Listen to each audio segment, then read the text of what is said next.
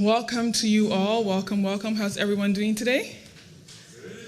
That doesn't sound exciting. How are we doing today? Better.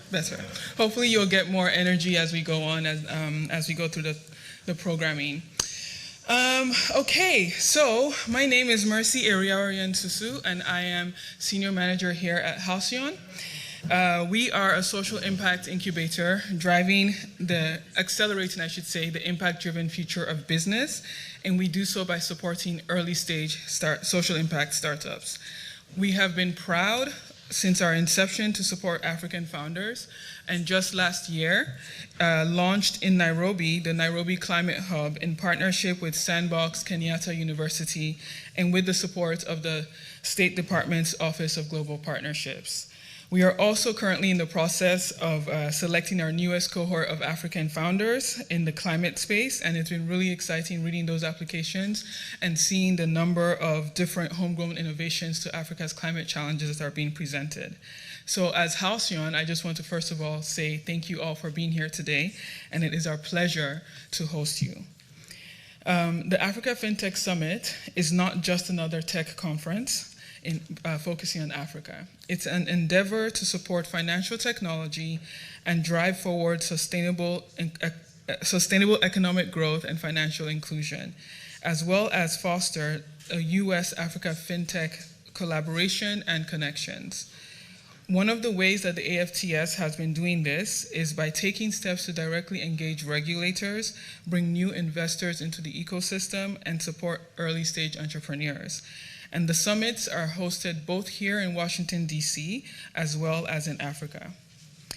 These biannual events serve to leverage the diaspora engagement, cultivate partnerships, collaborations, and link African fintech startups to U.S. and global markets. The conversations that you'll be a part of today are designed to advance the presence of fintech in every industry, and that's the theme of this conference. The summit recognizes that fintech's future extends far beyond payments, international transfers, and banking. And as such, the theme focuses on the many industries and applications where fintech can enhance efficiency, transparency, and reliability. So I'm really excited to welcome you all here today and to thank our esteemed speakers for their presence as well. Throughout the event, I invite you to join us and engage on social media by using the hashtag AFTSDC24. And also just another quick housekeeping note, the restrooms are around the corner to your right, my right, your left. With that, I'd like to hand over to Zakaria Samsalu, co-founder of AFTS and the brain behind the summit. Thank you.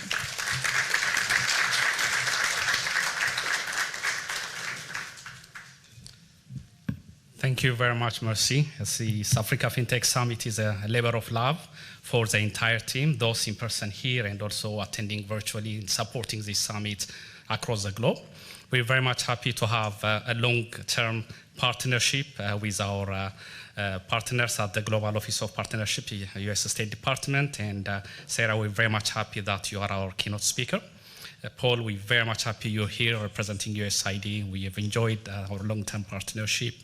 And Dr. Rami, we're so happy you can join us as a keynote speaker from Visa as well. And those of you joining us virtually, over the years, we have thousands of you joining from 53 countries. Our summit live being streamed. We have several engagement discussions, poll questions. If you have any question during the panel, just raise it up. One of our volunteers will pick it up and then address it to the audience. We have pitch competition. Over the years, we're very much proud to get 25 plus early stage startups raise more than $200 million from investors who they met here in this summit. So for those of you pitching this afternoon, we wish you all the best, but this is only a start. And the collaboration you will start and the relationship you build today will help you as you expand your product and services globally. With that, I would like to invite you to enjoy the summit, engage both during and after the summit. We also recognize that most of the outcome of the result is not necessarily from the thought leaders from the stage, but also engaging during coffee break and the happy hour as well. So engage, partner, collaborate. With that, I'll invite our MC, Mercy, back to the stage. Thank you.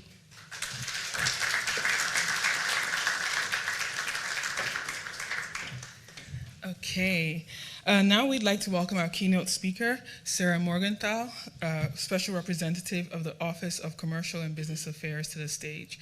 She was appointed by President Biden in 2003, and she she leads efforts to expand U.S. exports through commercial advocacy and create and advance a level playing field for U.S. workers and companies overseas. Please give her a round of applause.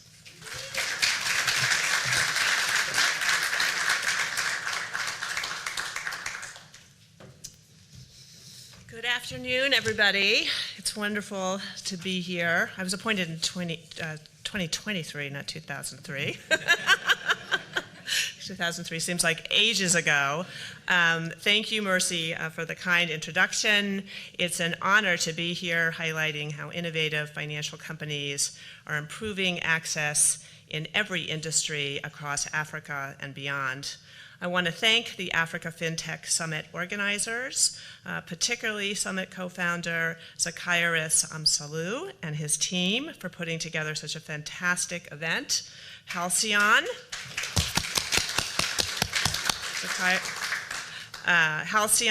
and Dan Barker for providing this beautiful venue. I'm not sure if she's in the house, but Commissioner Karima Woods and Prosper Africa for their partnership. It's also a privilege to have Her Excellency Hilda Suka Mafuzi, the esteemed African Union Ambassador to the United States. Are you here? Joining us, I guess, later today. So we look forward to welcoming her. I have deep ties and affinity for the continent. I ran the Peace Corps response program in the Obama administration and spent a majority of my time abroad in Africa, including to Liberia and Guinea before Ebola, seems like forever ago, and to Ghana, Burkina Faso, Tanzania, Uganda, and Malawi, to name a few. I've seen firsthand how innovative solutions can play a transformative role in many of these countries. My love of the continent is personal. My late mother, Ruth Morgenthau, was an early scholar of African politics at the end of the colonialist period, a time when few chose the field. Like President Obama's mother, my mother focused, among other things, on women's microfinance initiatives. She believed that if women had economic power, they gained the confidence to participate in their communities, and often said that everyone benefits when women benefit. Her efforts forged new paths for inclusive economic empowerment, and FinTech is doing the same to bridge the gap and to promote more inclusive economic growth. Through the years, I've marveled at Africa's socioeconomic progress. I'm here to reaffirm that the United States remains steadfast in its continued commitment to fostering trade and investment partnerships, promoting good governance and security, and driving digital transformation across the continent. This past year, the Biden-Harris administration has demonstrated this commitment to Africa with an unprecedented number of high-level visits to the continent, including my own trip to Liberia and Cote d'Ivoire in just a few weeks. In 2023, the United States also supported 547 deals for a total estimated value of $14.2 billion in two-way trade and investment with African countries, almost 60% more than in 2022. As Special Representative for Commercial and Business Affairs, strengthening commercial ties with Africa is a top priority. The State Department has deployed 1,500 economic officers to our embassies around the globe, alongside our interagency partners from Commerce, MCC, DFC, USTDA, USAID, EXIM, and Prosper Africa. We advance U.S. economic and commercial interests by identifying opportunities for U.S. companies in key markets. Like the U.S. government, the U.S. private sector has a sustained and growing interest in Africa as a business destination, including in the fintech sector. Roughly half of the fintech companies that operate in Africa did not exist before 2017, which speaks to the market's rapid growth. These companies have raised over $6 billion in equity financing since 2000, revolutionizing the financial sector and unlocking more foreign investment. Fintech can create greater financial inclusion by catalyzing the shift from cash-based to digital economies. I don't need to tell all of you that. Today, roughly half of the 1.4 billion residents of Africa lack access to formal financial services. Juxtapose this with the fact that about 36% of the African population has access to broadband internet, and it's estimated that by 2025, half of the African population will have access to mobile phones, meaning digital wallets and mobile money could provide financial freedom to those without traditional bank accounts. The United States stands ready to support policies that unlock fintech's full transformative potential across the continent. As you know, the US fintech market is the largest in the world, with roughly 5 times more startups than any other country. This means fintech is positioned to be the engine of innovation and creative solutions. One powerful example of how fintech innovation is expanding economic opportunity for underserved Africans is the pioneering work of 2 American startups, Bridge Technologies and Digital Credit Management, or DCM. I had the opportunity just a few minutes ago to hear from the impressive CEO of Bridge, who has dedicated much of his professional years to thinking about this. Earlier this year, the U.S. Commercial Service in Ghana partnered with Bridge and DCM to host the Africa Merchant Online Enrollment Roadshow. They pioneered a new program where, for the first time, customers can make direct, real-time payments from anywhere in the world in their own currencies to Ghanaian vendors. Many of these users are women-owned small businesses without the prohibitive cost of foreign exchange transfers. As I said before, everyone benefits when women benefit. And solutions like these have the potential to unlock new markets for all entrepreneurs across Africa. I want to close by reiterating the United States' firm commitment to our economic partnership across Africa. I believe that from today's summit, we can find more ways to work collaboratively toward meeting the challenge of creating a more inclusive digital economy. Thank you all for all that you are doing to deliver a promising and prosperous future for our nations and people.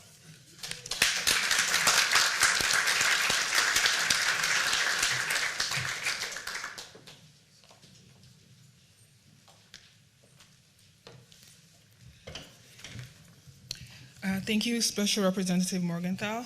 Please join me in welcoming to the stage our opening speakers, Paul Fouquet, Senior International Trade Advisor for USAID Center for Economics and Market Development, and he will be followed by Dr. Rami Amin, Director of Innovation and Global Insights at Visa.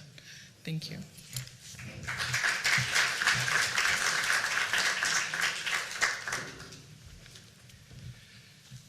Thank you very much. Good afternoon, everyone.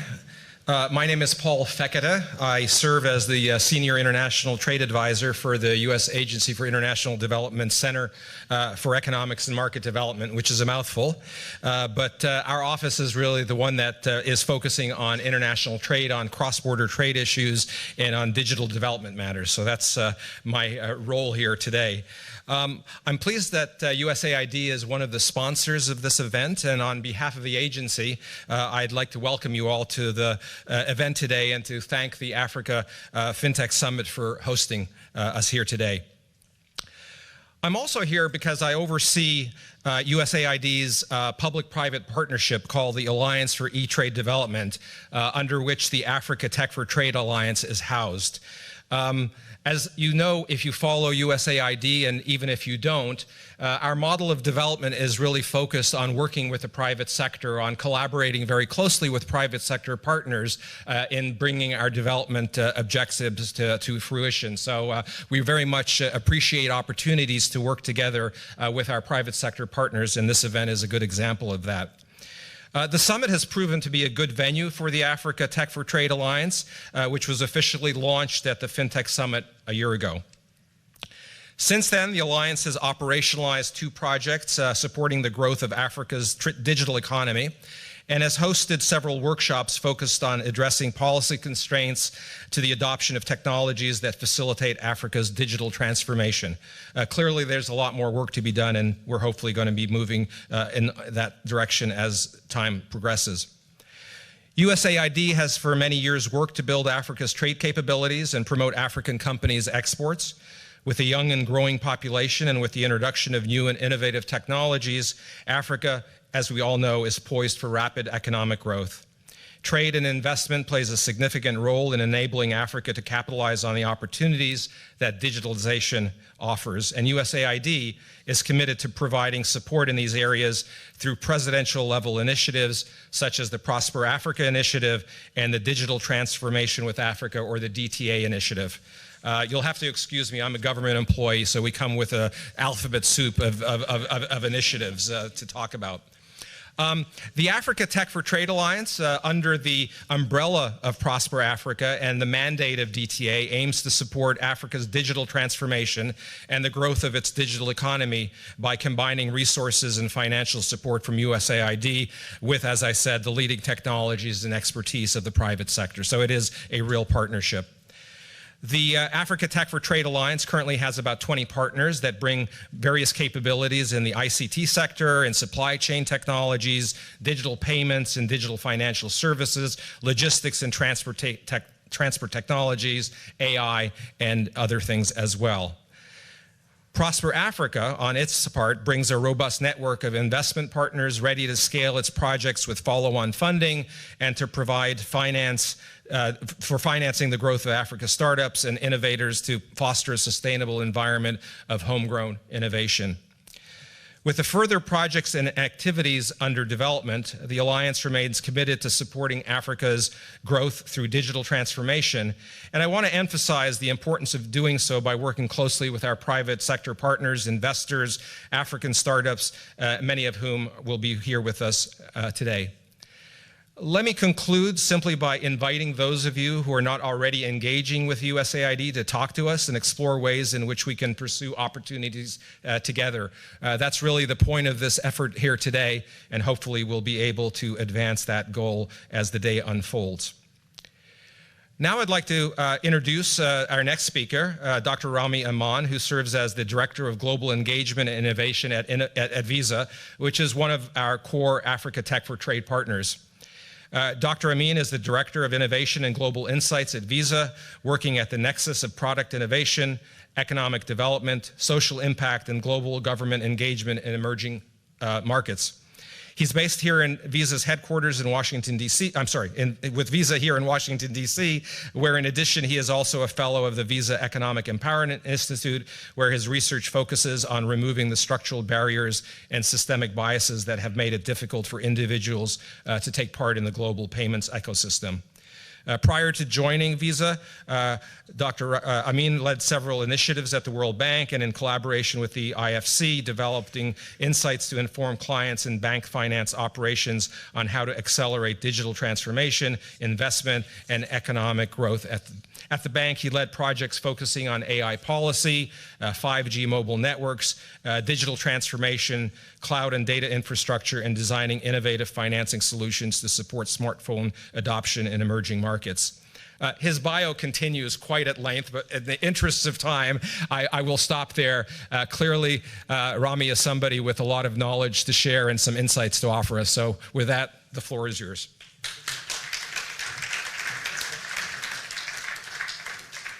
So thanks, Paul, for that incredibly humbling introduction. It's exciting to be here to give a view from Visa on how we're thinking about fintech within the African continent, within the African landscape. And it's humbling to be on this stage now, as I knew about this when I was at the World Bank, and I was not invited to speak when I was at the bank. I wish I was. I would have had plenty to say.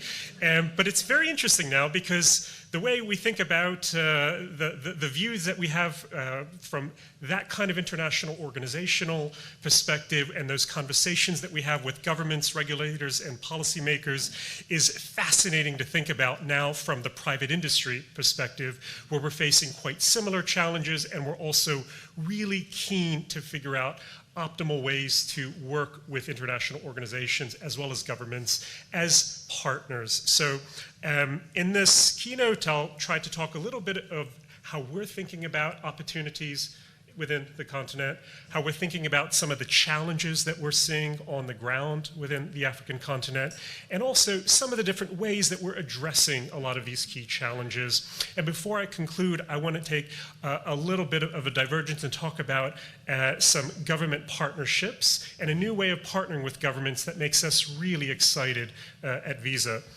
So, Visa is often referred to by many, not just Visa, as the original fintech, founded in 1958 with the idea to use technologies to facilitate universal credit card application system in which you could potentially replace cash and check.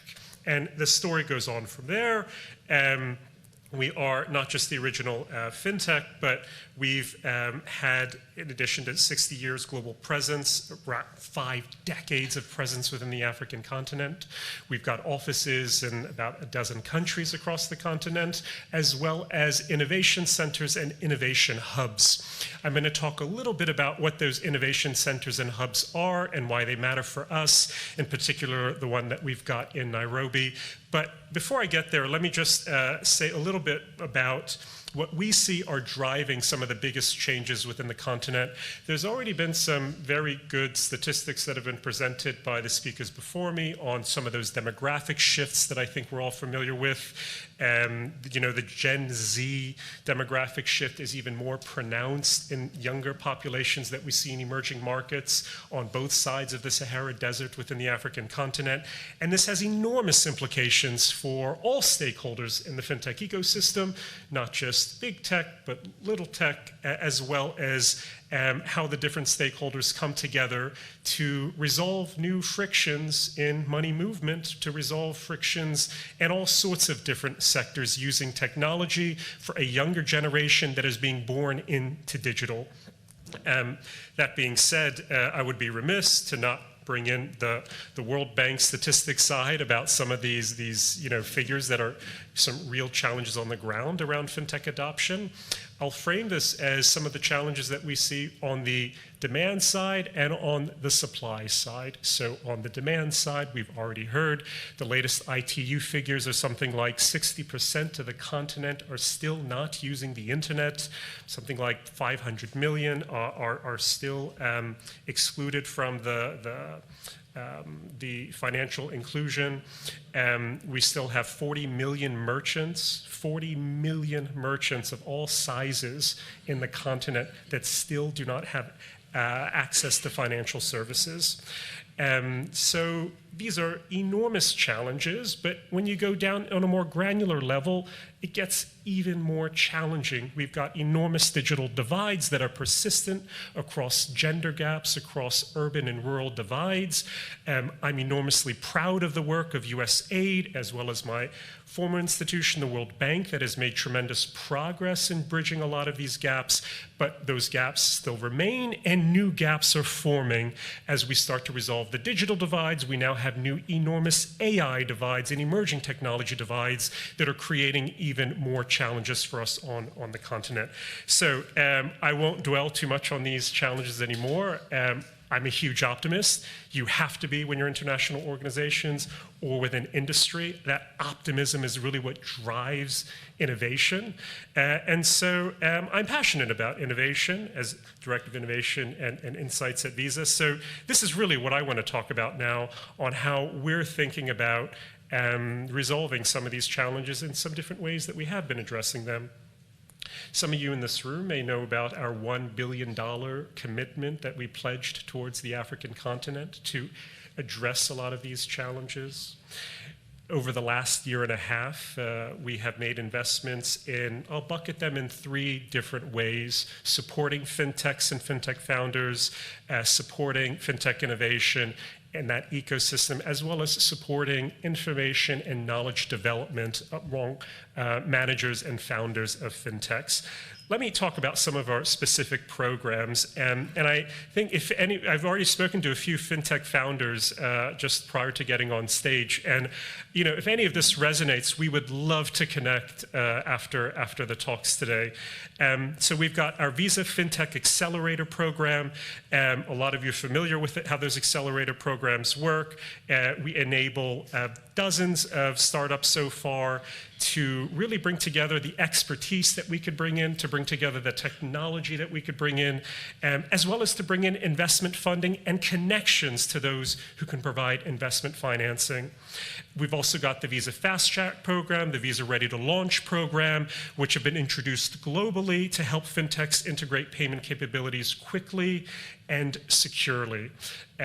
We also love startup pitch competitions. I'm excited about the pitch competition that is coming on the horizon this afternoon.